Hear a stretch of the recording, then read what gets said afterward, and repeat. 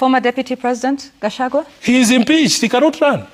I don't understand why people talk about him as a viable candidate. The Constitution says once you are impeached, you cannot run. As kingmaker? Is he someone you would work with? I don't know about kingmaker. Let me tell you about my view of Gachagua as in terms of value proposition. The value proposition for Gachagua, for me, from an ODM perspective, is that he is taking away votes that helped beat us in 2022. For as long as he's taking away votes from Ruto, I don't care where he takes them. He is not giving William Ruto. Are you getting my point? Because for me, I still believe ODM has the best chance. If Yvonne, Raila Odinga, were to get the exact same number of votes that he got in 2022 in 2027, and William Ruto loses Mount Kenya, Raila Odinga will be president. That's how I see it as SG. So for me, the story about Gachagua, and by the way, there's inordinate attention to Gachagua, including in your bulletin today. There is a cabinet secretary crying about Gachagua.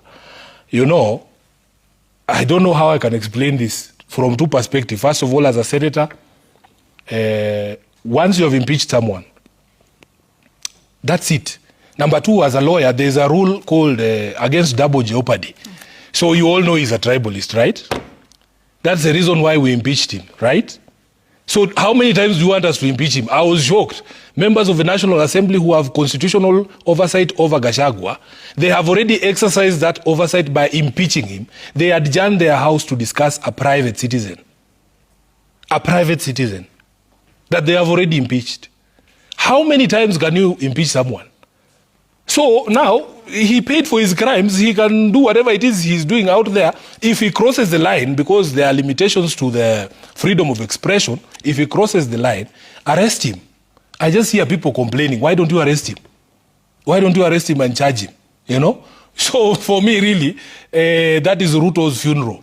Pahali walitoana, mimi, I was not there. He has told us long stories about how he selected him or MPCG voted. We were not there. From an ODM perspective, as SG, for as long as Ruto's votes are being scattered, that's all I care about. So, open to working with anyone because that's the primary goal, and you say there is no room for sentiment? No room for sentiment.